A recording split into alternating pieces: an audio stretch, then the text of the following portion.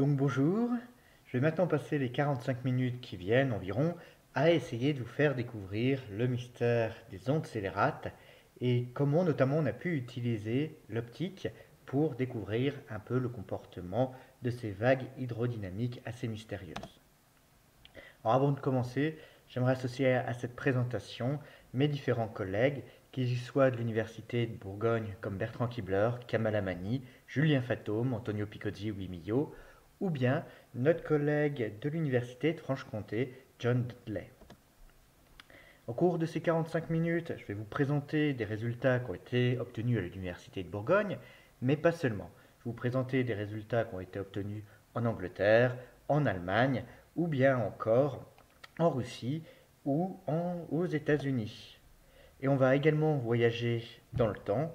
On va partir du 19e siècle pour arriver à des résultats qui datent uniquement de quelques mois. Donc au début de notre voyage, on va s'intéresser non pas directement aux ondes scélérates, on va s'intéresser dans une première étape aux ondes solitaires, les ondes qu'on appelle les solitons. Et c'est ça qui va nous permettre de mieux comprendre ensuite ce qu'est les ondes scélérates et l'apport à ce sujet que représente l'optique. On va également voyager entre deux domaines de la physique, le domaine de l'hydrodynamique, l'étude des vagues, et le domaine de l'optique qui lui s'intéresse à manipuler la lumière. Eh bien, on va commencer tout d'abord dans le domaine de l'hydrodynamique. Alors, quand une petite vague voyage, si on a une profondeur qui est relativement constante, eh bien, cette vague, elle va avoir tendance à s'élargir. C'est-à-dire que son amplitude va progressivement diminuer, alors que sa largeur, elle, va augmenter. L'onde, elle s'étale, et ce qui est responsable de cet étalement, c'est la dispersion. C'est ce phénomène physique qui fait que la vague, progressivement, lorsqu'elle va progresser, eh bien, va s'étaler. Or, ce comportement dispersif, cet étalement progressif, eh bien, en 1834, l'ingénieur John Scott Russell a été extrêmement surpris de ne pas l'observer pour une vague qui était née dans un canal, le canal de l'Union en Angleterre. C'était un ingénieur hydrodynamicien, donc il connaissait bien les phénomènes de dispersion. Et lorsqu'une barge s'est arrêtée net dans le canal et a généré une onde d'amplitude importante, eh bien, il a été frappé de voir que cette vague ensuite avançait en gardant inchangée sa forme. Il a suivi à cheval cette vague pendant plusieurs kilomètres et a constaté vraiment sa capacité à voyager d'un seul bloc sans s'étaler. Donc il a consigné ses observations et quelques années plus tard, en 1865, eh bien, d'autres recherches sont menées autour de cette vague assez spéciale. Ces recherches, elles ont été menées pas très loin d'ici, elles ont été menées à Dijon, derrière le parc de la Colombière, dans une dérivation du canal de Bourgogne. Alors les ingénieurs qui menaient ces recherches, c'est des noms qui sont bien connus des Dijonais, il s'agit de Darcy et de Bazin. Alors ces observations étaient extrêmement contestées, voire critiquées, car à l'époque, eh bien, les modèles théoriques qui existaient eh bien, ne prévoyaient pas la possibilité d'observer une telle onde. Ces modèles étaient incompatibles avec une vague capable de se propager sans s'étaler. Il a donc fallu revoir un petit peu tous ces modèles au niveau mathématique, au niveau théorique, et ajouter un ingrédient supplémentaire. Cet ingrédient, c'est la non-linéarité. Ce qui va se passer, c'est la vague, en fonction de son amplitude, elle va avoir un comportement différent. Ainsi, le haut de la vague va se propager avec une vitesse différente du bas de la vague. C'est ce qui est illustré dans cette série de clichés où on voit bien que la partie la plus haute de la vague progresse avec une vitesse qui est différente de la base. Ainsi, elle va dépasser la base qui va plus lentement. Alors si on veut citer quelques noms qui ont travaillé, qui ont fait avancer ce problème, on peut parler de Boussinet ou bien de Quetteberg et de Vries.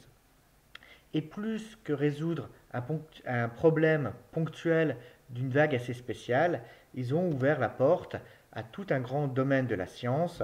Ils ont ouvert la porte à la science du non-linéaire, qui va devenir au XXe siècle, dans la seconde moitié du XXe siècle, un sujet majeur pour les études en mathématiques ou bien en physique.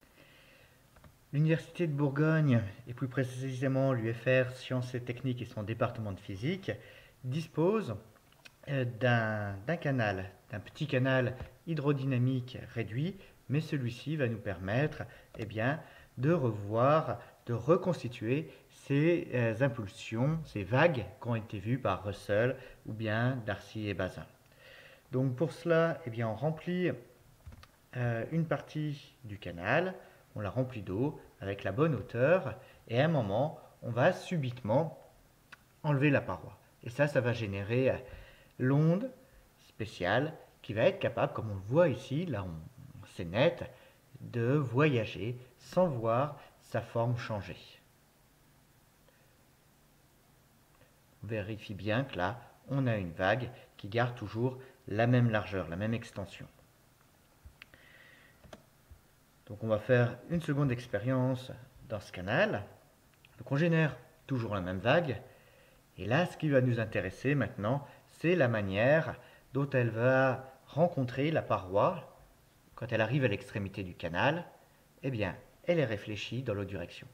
On génère une autre vague.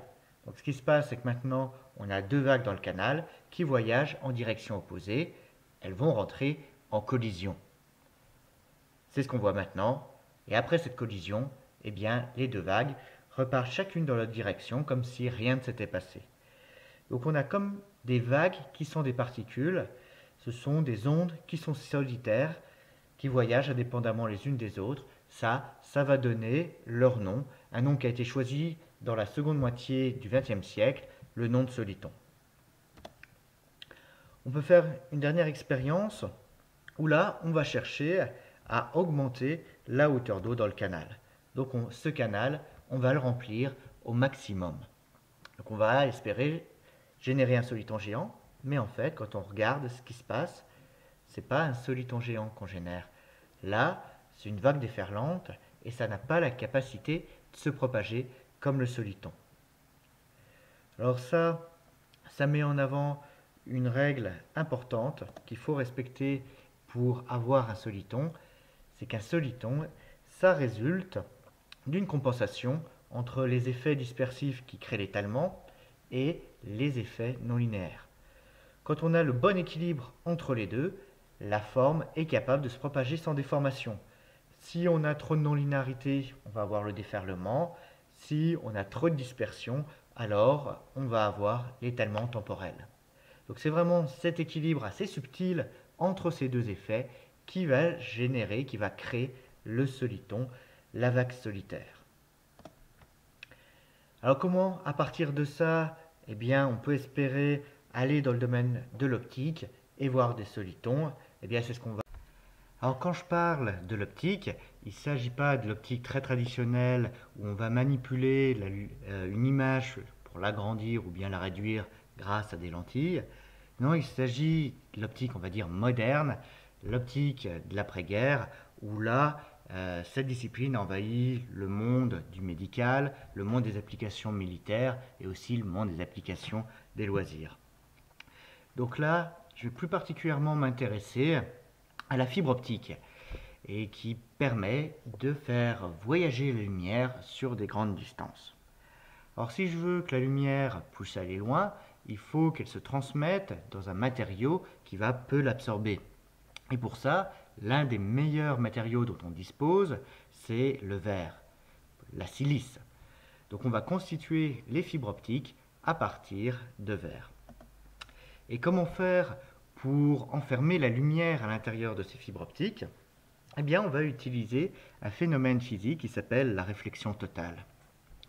Notre fil de verre, il a une propriété, c'est que son indice optique est légèrement plus important dans sa partie centrale, qu'on appelle le cœur, que dans la partie périphérique, qu'on appelle la gaine. Alors l'indice optique, c'est une propriété du verre qui est directement reliée à la vitesse à laquelle va se propager la lumière dans la fibre. Ce qui se passe quand on a l'indice du cœur supérieur à l'indice de la gaine, c'est que la lumière, quand elle va arriver à l'interface entre le cœur et la gaine, eh bien, elle va se réfléchir. Elle va rebondir sur cette interface. L'interface va agir comme un miroir. Donc elle ne va pas pouvoir aller dans la gaine, elle va être réfléchie et de proche en proche, comme ça, elle va se propager dans la fibre. Donc si on met quelques dimensions autour de cette fibre optique, pour une fibre optique des communications optiques, la gaine, c'est un fil de verre qui fait environ 125 microns. C'est typiquement la taille d'un cheveu. Le cœur, lui, là où est concentrée la lumière, il fait seulement 10 microns de diamètre. C'est 10 fois plus faible qu'un cheveu. Or, ce principe, la réflexion totale, c'est pas tout nouveau. C'était connu dès le XVIIe siècle à travers les travaux de Descartes. En effet, dans la loi de la réfraction, N1 sinus I1 égale N2 sinus I2, on a déjà tout ce qu'il faut pour comprendre la réflexion totale. Et au XIXe siècle, dans les salons mondains, il y avait une expérience, l'expérience de la fontaine lumineuse proposée par John Tyndall, qui était souvent mise en avant. Alors dans cette expérience simple, on a un faisceau lumineux qui est guidé par un jet d'eau.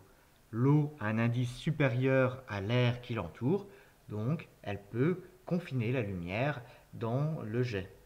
Et sur cette image, on voit ici très bien comment le rayon suit la trajectoire du jet d'eau. Reste à savoir maintenant comment en pratique on tire ces fils de verre qui font seulement 100 microns. On va partir d'un barreau de verre. Un barreau de verre qui a été soigneusement préparé, qui a un diamètre de 10 cm et un barreau de verre dont l'indice au centre est légèrement supérieur à l'indice qui l'entoure. Alors ce barreau de verre, ça forme ce qu'on appelle la préforme et on va l'installer tout en haut d'une tour dans un four. Le four va nous servir à chauffer le barreau assez fort, à plus de 1800 degrés, de façon à faire fondre le verre. Et le verre fondu, c'est très visqueux.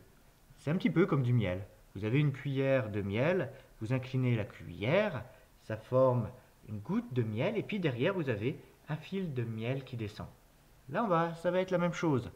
Le verre fondu, ça va former une goutte, et derrière un fil. Et quand ce fil va tomber en haut de la tour, qui fait presque une dizaine de mètres, il va se refroidir. Si bien que quand il arrive en bas, il va pouvoir être embobiné. Sur la bobine, il est froid, il s'est solidifié. Là, on peut le bobiner. Tout. Alors maintenant, si on désire mettre quelques dates sur le développement de la fibre optique, les premières mentions de fibre optique dans un contexte de télécommunication, ça date des années 1960. C'est à la même époque que le laser, un autre ingrédient clé des télécommunications optiques, faisait ses premiers pas.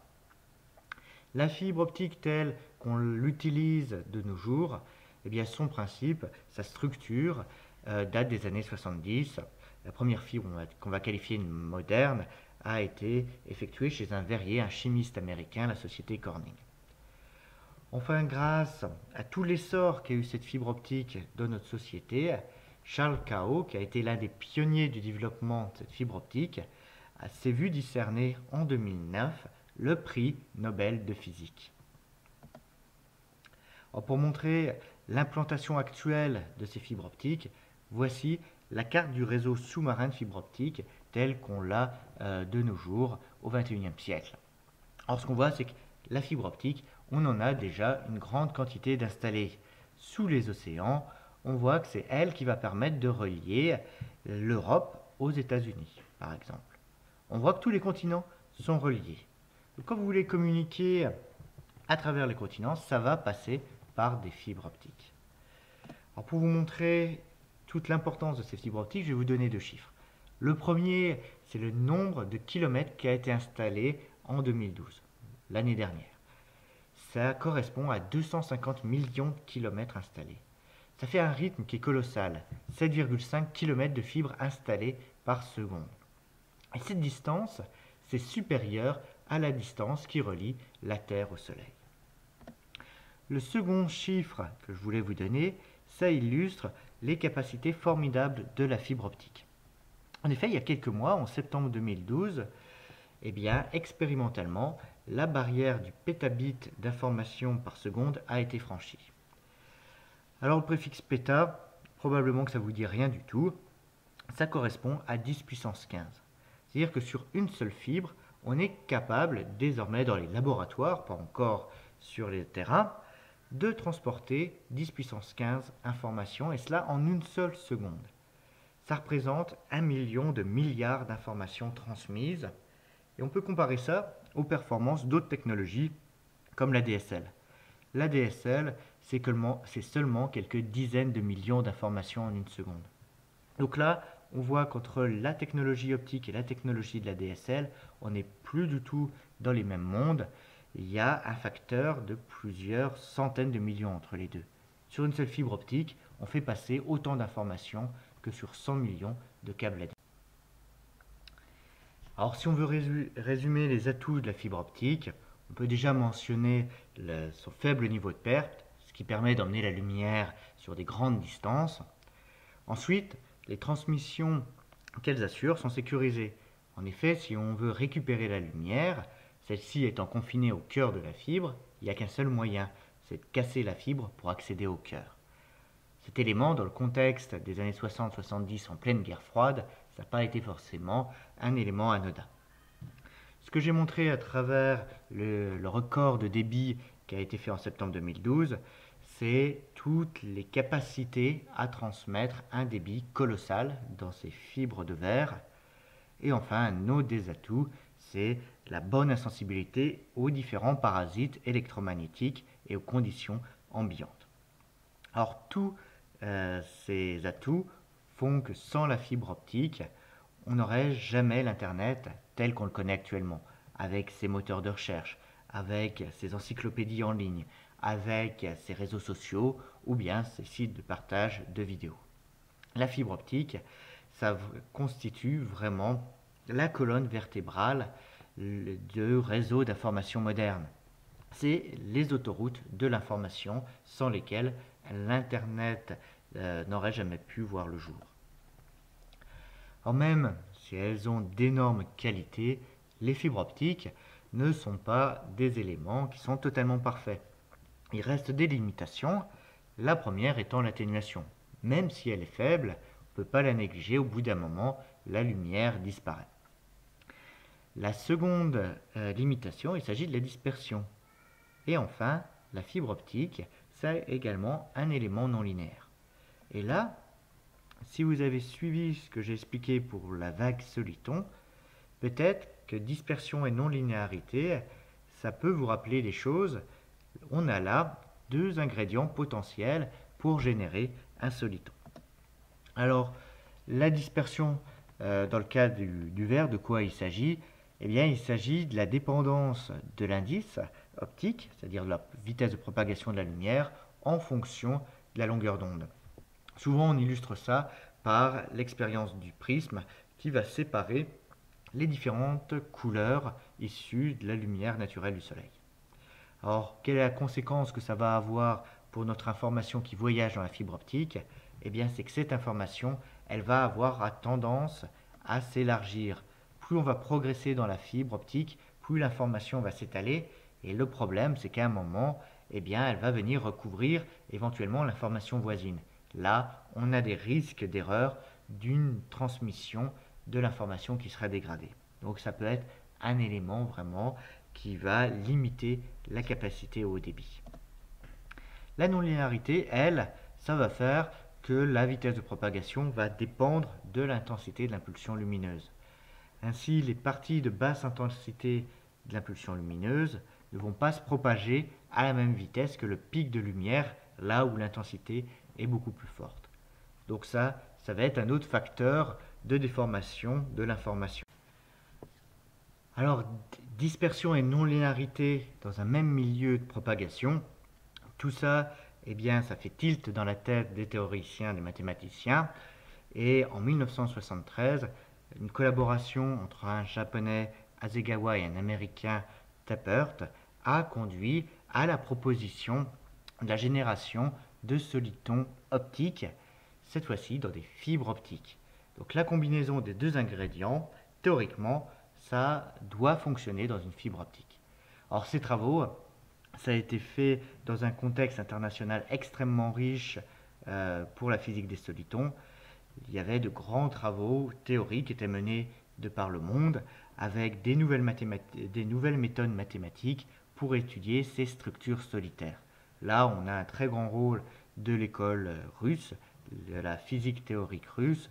Là, j'ai représenté l'un de ces scientifiques qui est Zakharov, qui a beaucoup contribué au progrès dans la physique des solitons. 1973, première démonstration théorique, et 7 ans plus tard, en 1980, la première démonstration expérimentale. Alors, cette première démonstration expérimentale a été menée aux États-Unis dans des laboratoires industriels, les laboratoires de l'entreprise Bell, ce qu'on appelle aussi les Bell Labs. Alors, il s'agit de laboratoires mythiques de la physique de l'après-guerre. En effet, de ces laboratoires sont sortis un très grand nombre d'évolutions majeures qui ont impacté la vie quotidienne de l'humanité. On peut parler notamment d'évolution dans le domaine de l'électronique. Alors, l'expérience qui a été menée est assez simple. Il s'agissait d'envoyer une impulsion très brève, une impulsion lumineuse de quelques picosecondes. Or, la picoseconde, là, on n'est plus dans le domaine de l'infiniment grand comme avec les pétas. Là, on est dans le domaine de l'infiniment court. Une picoseconde, c'est 10-12 secondes, donc 1 milliardième de millième de seconde. Le centième de seconde, ça, les gens ont une vague idée de ce que ça représente. C'est le chiffre qui défile sur le chronomètre, le chiffre qui défile sans qu'on ait le temps de le voir. 1 millième de seconde, l'humain n'arrive pas à le percevoir. Quand on veut avoir une sensibilité de l'ordre du millième de seconde, on a besoin de la photo finish. Alors vous imaginez la picoseconde qui est 1 milliard de fois plus bref, c'est quelque chose d'extrêmement court. Alors, normalement, une impulsion si courte, elle aurait dû s'étaler extrêmement rapidement dans la fibre optique. Et ce qu'ont démontré ces chercheurs américains, c'est que dans les bonnes conditions, en sortie de la fibre optique, même après plusieurs centaines de mètres de propagation, eh bien, on retrouve une impulsion qui est exactement identique à l'impulsion initiale. Donc on a là la première démonstration d'un soliton optique. Et ça, eh bien, ça a excité beaucoup de recherches dans le domaine des télécommunications optiques. En effet, là, on avait la solution pour gérer tous les problèmes qui étaient dus à la dispersion et à l'enchevêtrement d'informations, le recouvrement d'informations diverses. Si on a une impulsion qui ne s'étale pas, on n'aura plus de recouvrement, on va pouvoir transporter des impulsions de plus en plus courtes et donc augmenter les débits. Donc dans les années 90, au début des années 2000, il y a eu énormément de travaux qui ont fait progresser la connaissance des solitons dans un contexte d'application pour les télécommunications optiques. Bon, ces solitons, ça n'a pas été la solution qui industriellement a été retenue, notamment pour des questions de coût, mais ça demeure une des voies de recherche, une des possibilités qu'il est envisageable de développer dans la... Des solitons, des fibres optiques et des communications à longue distance à très haut débit, eh bien tout ça, ça constitue justement le thème de recherche d'une des équipes du laboratoire interdisciplinaire Carnot de Bourgogne, l'équipe Soliton, laser et communication optique. Alors ce laboratoire, c'est un laboratoire de l'Université de Bourgogne, mais qui est également affilié au Centre national de la recherche scientifique, le CNRS. Ce laboratoire est situé principalement sur le campus dijonnais, au sein de l'UFR Sciences et Techniques. Le laboratoire interdisciplinaire Carnot de Bourgogne est un laboratoire assez récent. Il a été créé seulement en janvier 2007 par la fusion de 3 laboratoires de taille plus réduite. De par son histoire, ce nouveau laboratoire est constitué en différents départements scientifiques, soit physique, soit chimie, soit les deux mixés. Globalement, le laboratoire compte environ 150 permanents et une soixantaine de doctorants ou postdoctorants. Il a différents labels, le premier, c'est le label d'Institut Carnot. Alors ce label, c'est un label national qui reconnaît tous les efforts que fait le laboratoire interdisciplinaire Carnot de Bourgogne pour valoriser vers le monde industriel, vers les acteurs économiques, et bien toute la connaissance qui va contribuer à créer. Le second label qu'il a, c'est le label de laboratoire d'excellence. Alors un laboratoire d'excellence résulte de la volonté de l'ancien président, dans le cadre du grand emprunt, de doter les laboratoires les plus performants de moyens supplémentaires. Donc le laboratoire interdisciplinaire Carnot de Bourgogne s'est associé à un autre laboratoire à l'université de Franche-Comté, le laboratoire FemtoST, et tous les deux, avec également encore un autre laboratoire situé sur Troyes, ils ont obtenu ce label de laboratoire d'excellence et surtout les moyens financiers qui vont avec. Ça représente plusieurs millions d'euros pour mener à bien la recherche sur les 8 années à venir. Alors, dans ce gros laboratoire qu'est le laboratoire interdisciplinaire Carnot de Bourgogne, je ne vais pas décrire toutes les activités, tous les thèmes scientifiques qui existent, je vais juste m'intéresser à l'équipe dont je fais partie, l'équipe Soliton, laser et communication optique. Et à l'intérieur, les thèmes de recherche sont eux aussi très variés.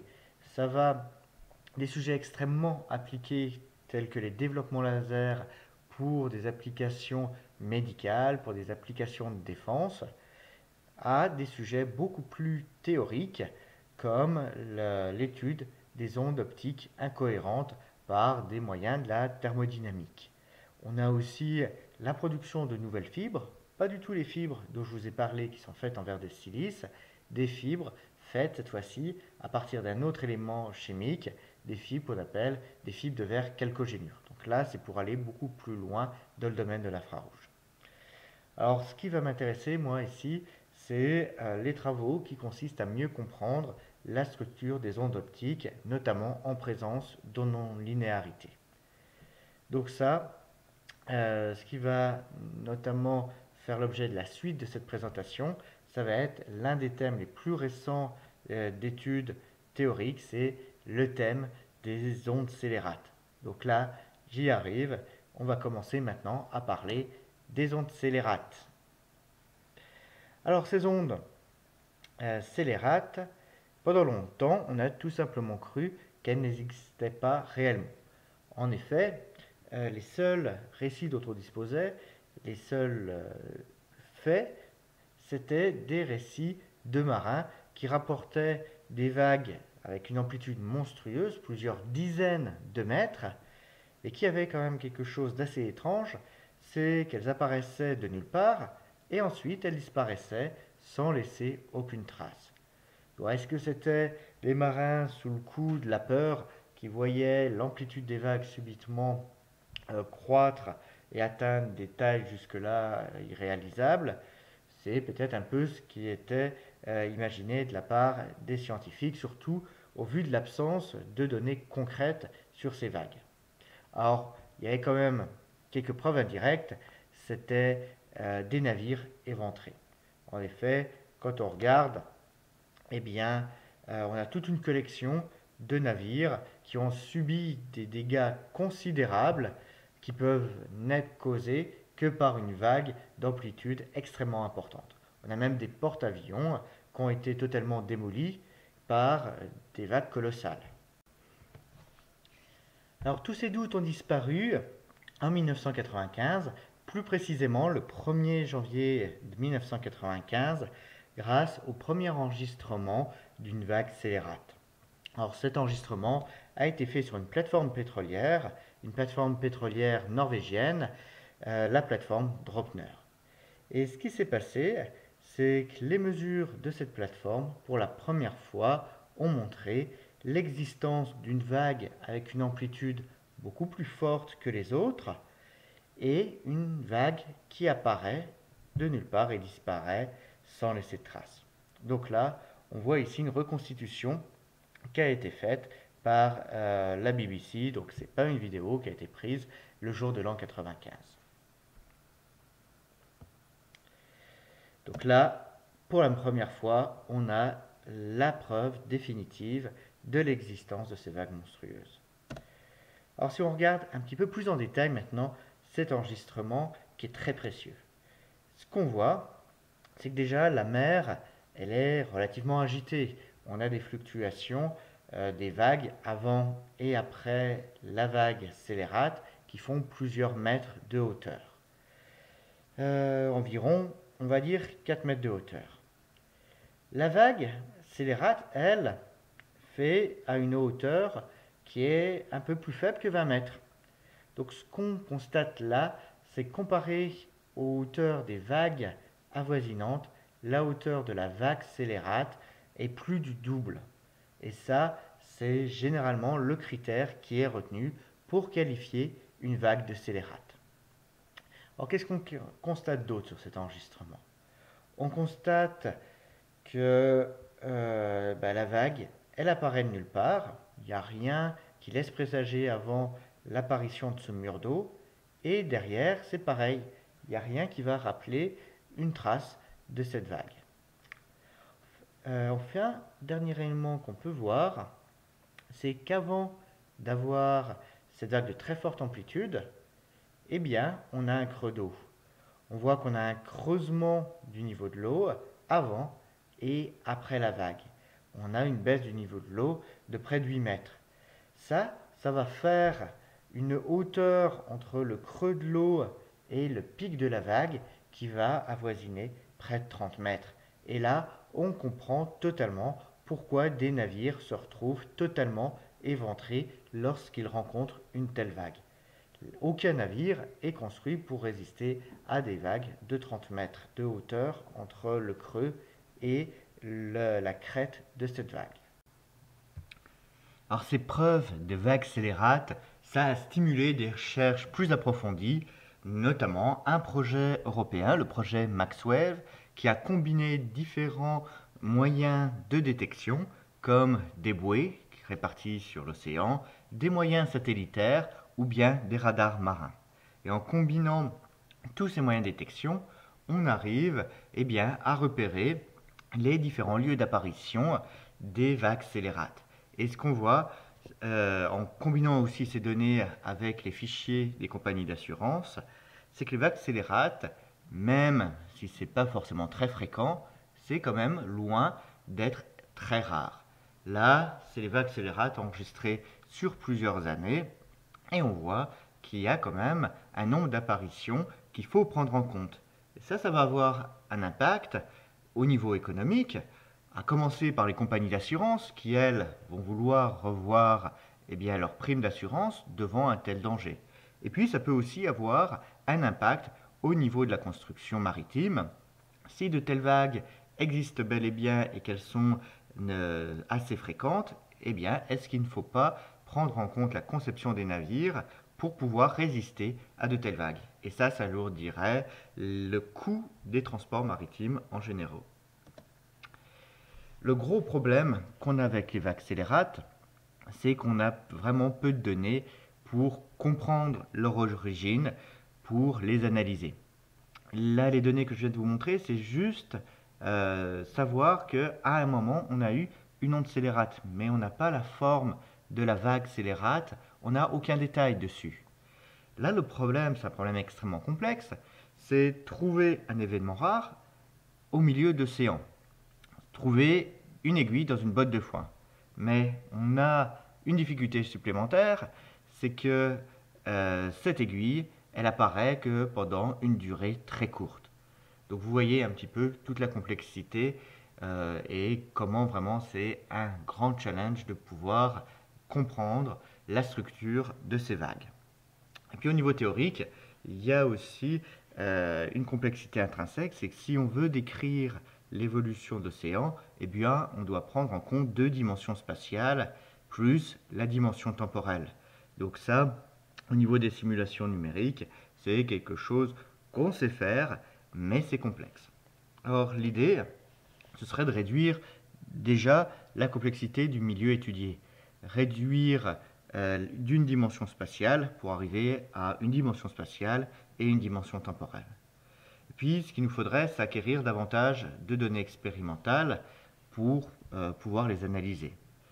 Et au lieu d'aller courir les océans à la recherche d'une vague scélérate potentiellement mortelle, pourquoi pas faire des études sur une simple table de laboratoire. Et là, peut-être que vous commencez à me voir venir. Est-ce qu'on ne pourrait pas utiliser la fibre optique pour étudier ces vagues scélérates? Alors cette idée, elle vient pas de nous. Elle a été proposée fin 2007 par un groupe américain. Ils ont fait dans la prestigieuse revue Nature un article qui introduisait le concept d'onde scélérate optique. Et ce concept, c'est pas simplement basé sur des analogies qualitatives.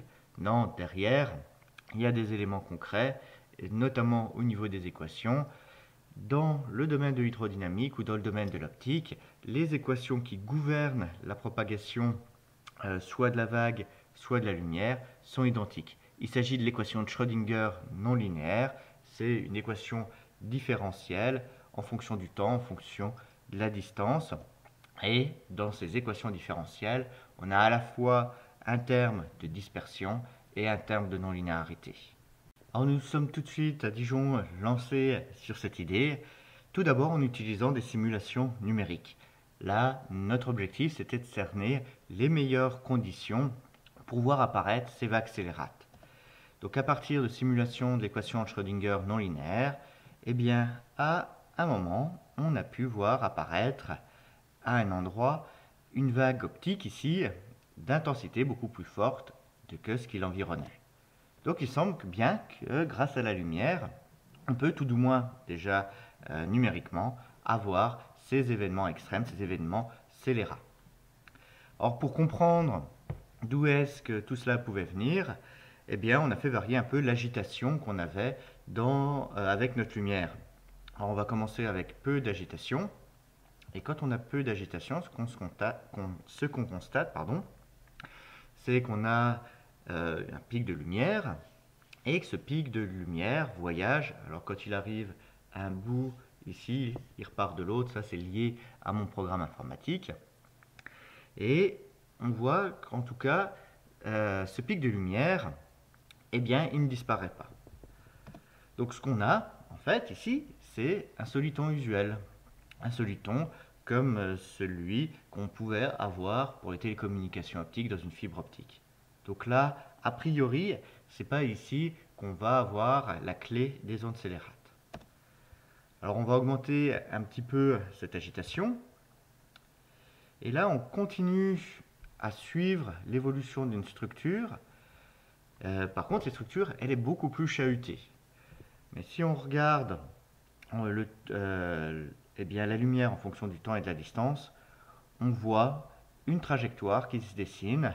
Donc on a bien une structure qui se maintient et qui se propage. Alors c'est plus exactement un soliton parce que il y a beaucoup plus de fluctuations, il y a des petits instants où la structure disparaît. Là, on va parler plutôt d'un quasi-soliton. Mais ce n'est pas encore l'onde scélérate qu'on cherche. Donc on va continuer à augmenter l'agitation de notre lumière dans la fibre optique et maintenant on va avoir quelque chose qui sera très turbulent. Et là, eh bien, on n'arrive plus à suivre de structure qui aurait une trajectoire bien déterminée. Ici, les fluctuations semblent totalement aléatoires. On ne retrouve plus quelque chose qui est cohérent. On ne retrouve plus quelque chose de cohérent, sauf peut-être à un instant. On voit qu'à un endroit, on a une intensité beaucoup plus forte. On a un pic à ce niveau-là. Et quand on regarde le détail à cet instant donné, eh bien oui, on a bien quelque chose qui est beaucoup plus intense que le reste. Donc là, on a montré déjà en simulation assez plus précisément qu'on peut bien avoir des pics de lumière, des ondes scélérates optiques. Donc reste maintenant à mieux comprendre d'où tout cela peut venir. Alors avant ça, déjà si on veut avoir une image globale de ce qui se passe, sans connaître le détail fin, ça on sait faire. Si on s'intéresse juste aux paramètres statistiques, là, eh bien, on peut utiliser tous les concepts de la thermodynamique. plus précisément la thermodynamique statistique. Donc on voit que la science qui a été initiée par Carnot peut nous aider à comprendre des phénomènes dans l'optique. On considère ici nos photons, c'est-à-dire notre lumière, comme des petites particules de gaz qui vont interagir. Donc avoir image globale, ça pose pas de problème. Ce qui va vraiment nous intéresser, eh bien, c'est de connaître pourquoi on a cet événement qui est à la fois rare et extrêmement intense. Et là, on vérifie que cet événement, il suit bien les propriétés des vagues scélérates, il apparaît et il disparaît derrière sans qu'on ait aucun soupçon de son existence. Alors, pour mieux comprendre ce problème complexe, ce que nous avons fait, c'est qu'au lieu de considérer des fluctuations avec des formes très spéciales, eh bien, on a réduit toutes ces fluctuations à des fluctuations qui sont extrêmement simples, des fluctuations élémentaires d'amplitude très légère, des fluctuations avec une forme basique en mathématiques qui est la forme sinusoïdale. Alors cette idée, cette approche, elle ne vient pas du tout de nous. Elle a été proposée dès la première moitié du 19e siècle par Joseph Fourier, un autre bourguignon, dans le cadre ici de l'étude de la chaleur. Donc on voit là encore une fois que des concepts d'une branche très différente de la physique peuvent être appliqués avec succès en optique. Or, pourquoi c'est intéressant de faire cette décomposition en fluctuations élémentaires? C'est qu'on sait que dans les fibres optiques, tout comme dans l'océan, eh bien, certaines de ces fluctuations élémentaires peuvent être amplifiées. Et ça, à cause de la non-linéarité. Donc on va avoir un transfert d'énergie vers certaines fluctuations élémentaires. On parle alors d'instabilité. Il y a deux noms. En hydrodynamique, c'est l'instabilité de Benjamin Ferr, c'est connu dès 1967.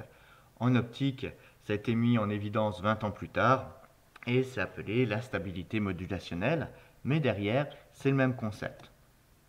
Alors voilà deux illustrations de ce phénomène d'instabilité. En hydrodynamique, eh bien, on voit l'apparition de vagues régulières qui correspondent à une fluctuation élémentaire sinusoïdale qui a été amplifiée. Et là, pareil, dans le domaine de l'optique, on voit une fluctuation élémentaire qui a grossi, qui a accumulé de l'énergie. Alors ici, c'est une vidéo qui illustre bien ce phénomène d'amplification. Alors au début, on part avec quelque chose qui semble tout à fait constant, sauf qu'on a mis dessus des petites fluctuations élémentaires, si petites que personne ne les voit. Et on va maintenant faire évoluer cette lumière de la fibre optique. Et là, ce qu'on voit, c'est qu'on a les fluctuations qui grandissent et qui deviennent loin d'être négligeables. Et j'ai arrêté ici la vidéo au moment où on voit une fluctuation beaucoup plus forte que les autres. On voit que la hauteur de cette fluctuation est plus du double de la hauteur des fluctuations qui l'entourent. Et ça correspond aux critères qui est accepté pour les vagues scélérates. Donc on a bien ici, dans le domaine de l'optique, une vague scélérate optique. On vérifie bien tous les critères qu'il faut vérifier pour qualifier cette vague. Instabilité modulationnelle, onde scélérate, eh bien, le lien a été fait par les théoriciens définitivement, et notamment par un théoricien physicien russe, Neil Akhmediev. Alors, ce théoricien, maintenant, travaille en Australie et il vient régulièrement à l'Université de Bourgogne. Chaque année, il passe quelques semaines à Dijon. Et pourquoi, lui, ça fait tilt? Pourquoi il a fait ce lien? Eh bien, c'est quand, dès les années 1980, il avait travaillé sur l'instabilité modulationnelle. Il avait proposé des formulations analytiques sur comment évoluait la lumière ou des vagues face à ce processus. Donc, il a remis au goût du jour ses travaux en les mettant dans le contexte des ondes scélérates. Donc là, j'ai mis la formulation analytique de son travail. On voit que ce n'est pas forcément quelque chose de simple. Il y a des cosinus hyperboliques qui interviennent, des sinus hyperboliques, des racines. Donc c'est des solutions qui sont loin d'être triviales. Il y a un autre mathématicien russe qui a aussi travaillé sur ces problèmes d'ondes spéciales qui apparaissent au cours du processus d'instabilité modulationnelle. Il s'agit de Vladimir Matveev, qui lui est enseignant-chercheur à l'Université de Bourgogne au sein du laboratoire de mathématiques de Dijon. Et si on regarde un petit peu plus loin, eh bien on s'aperçoit que dès 1983, il y avait une solution mathématique moins générale que la solution proposée par Akhmediev, une solution qui avait été formulée par un mathématicien, cette fois-ci britannique. Il s'agissait de Whale Peregrine. Ce qu'il avait trouvé, eh bien, c'est une solution mathématique qui apparaissait de nulle part et ensuite disparaissait sans laisser de traces, avec au milieu un pic de lumière. Donc là, derrière cette solution, il y avait les caractéristiques qu'on attend pour une vague scélérate. Malheureusement, ce mathématicien est mort en 2007, et en 2007, personne n'avait jamais démontré expérimentalement l'existence de cette solution dans un système physique. Donc c'était, on va dire, une petite curiosité mathématique, comme il en existe des centaines d'autres. Donc là, c'est une petite vidéo qui illustre cette solution spéciale qu'on appelle maintenant onde de Peregrine. Alors on voit qu'on va avoir l'énergie qui va progressivement se concentrer au centre, et une fois qu'on a atteint le maximum de l'onde, l'énergie va redescendre et finalement on ne voit plus aucune fluctuation. On n'a rien qui nous laisserait penser qu'on a eu à un moment une vague géante. Si maintenant on regarde un petit peu en coupe le profil de cette onde, eh bien on voit qu'on a un pic de lumière qui est beaucoup plus fort que ce qui l'environne. Et ce qu'on remarque aussi, c'est qu'avant d'avoir le mur d'eau ou bien de lumière, on a un creux, avant et aussi après. Et je ne sais pas si vous vous souvenez du profil de la vague Dropner, mais la vague Dropner, elle présentait aussi ces deux caractéristiques, avec un creux de haut avant le mur d'eau. Donc on voit que cette solution, elle semble vraiment extrêmement intéressante. Alors démontrer expérimentalement cette vague imaginée par Peregrine, c'est ce qu'on s'est fixé comme objectif au laboratoire interdisciplinaire Carnot de Bourgogne. Et pour ça, on a utilisé une plateforme expérimentale, la plateforme Picasso, qui en temps habituel est dédiée aux télécommunications optiques. Là, on la détourne un petit peu de ce but pour mettre en évidence cette forme spéciale caractéristique des ondes scélérates. Alors ici, c'est les différentes personnes qui ont participé à cette expérience et les personnes que j'avais nommées en introduction de cette présentation. Alors le montage expérimental qu'on met en œuvre, il a le très grand avantage d'être excessivement simple. Il nous suffit d'un laser qui va délivrer de la lumière constante sur laquelle, grâce à un petit modulateur, on va venir imposer une fluctuation élémentaire. Alors on envoie ici assez de puissance, assez de lumière pour qu'on ait de la non-linéarité dans la fibre qui suit. Ici, c'est vraiment la fibre typique des télécoms, celle qu'on utilise pour relier les différents continents entre eux. Et on regarde en sortie de la fibre optique grâce à un détecteur. Il n'y a plus qu'à regarder ou pas l'absence de vagues scélérates. Donc là, vraiment, les atouts de la fibre optique, c'est l'extrême simplicité du montage qu'on a déployé. Et l'avantage aussi, c'est grâce à ce montage, on va pouvoir enregistrer des dizaines de milliers, voire des dizaines de milliards d'impulsions par seconde. Donc pour montrer les résultats, voilà une petite vidéo où on regarde la formation progressive de la forme prédite par Peregrine. Donc on voit que la lumière va donner naissance à un pic.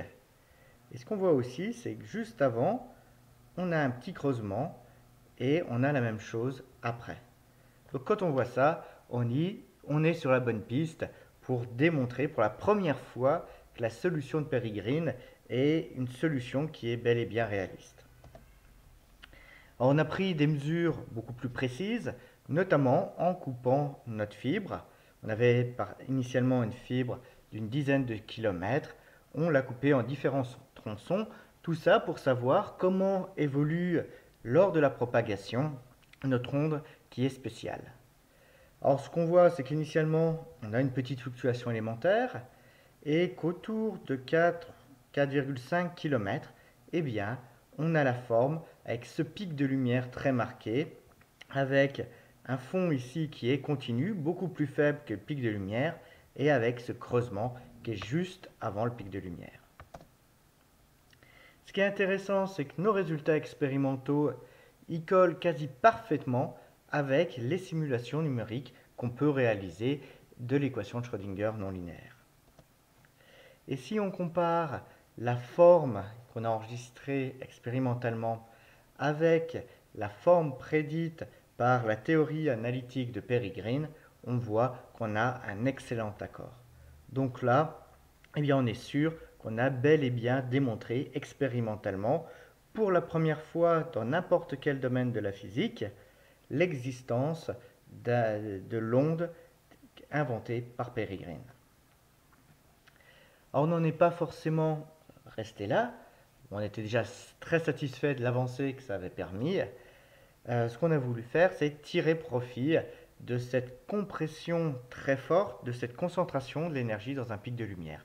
Et il y avait une application pratique qui nous intéressait plus particulièrement, c'est générer des trains d'impulsion optique à très haut débit. Donc comme on maîtrise les fluctuations élémentaires qu'on a sur l'onde qui évolue, eh bien on va maîtriser parfaitement le train d'impulsion qui va être généré. Et je ne sais pas si vous vous rappelez le train où on avait quelque chose de très chaotique, quelque chose de très aléatoire. Là, désormais, eh bien, on observe un train qui est parfaitement régulier. On a un train qui est potentiellement utilisable pour des télécommunications à haut débit. Et ce concept, nous l'avons breveté. Donc c'est une demande de brevet qui a été déposée il y a quelques mois seulement. Alors on a également utilisé ce concept pour réaliser des prototypes de sources ultra rapides.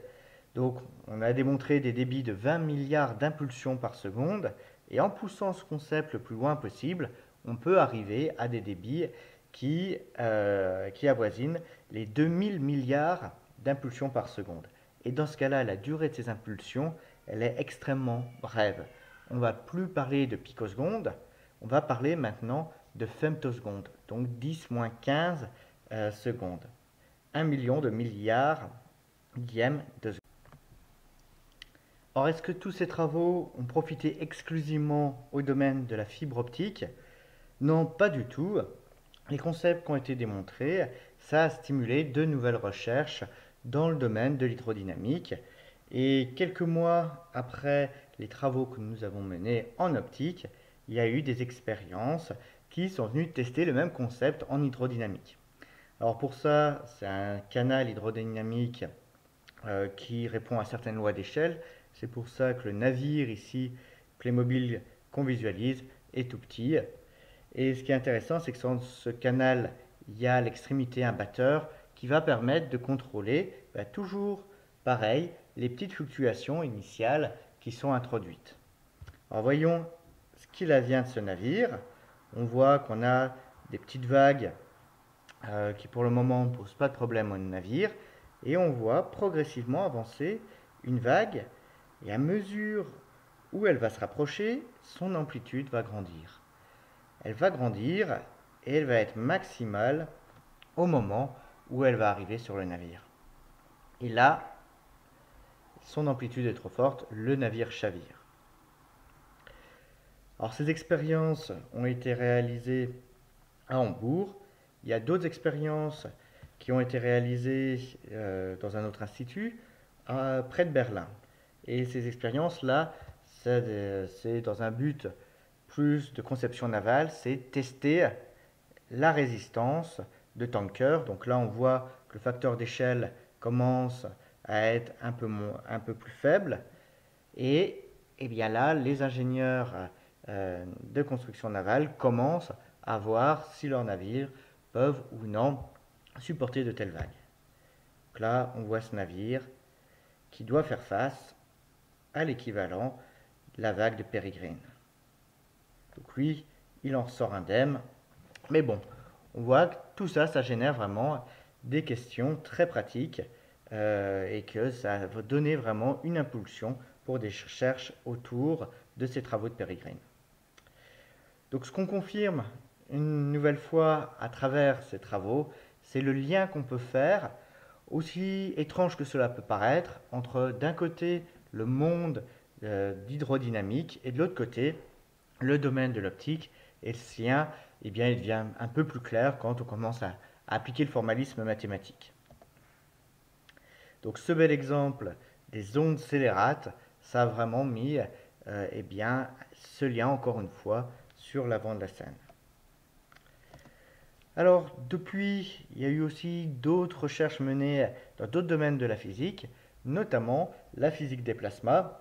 Les plasmas, c'est quand la matière n'est ni solide, ni liquide et ni gazeuse. C'est la matière est sous une forme de soupe où on a principalement des ions.